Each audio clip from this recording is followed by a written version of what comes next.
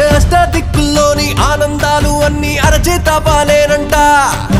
అత్యాశ లేకుంటే పేరాశ లేకుంటే ఐశ్వర్యమేనంట. అరే కొన్నాళ్ళు ఎండలు కొన్నాళ్ళు వానలు వస్తుంటే చాలంట.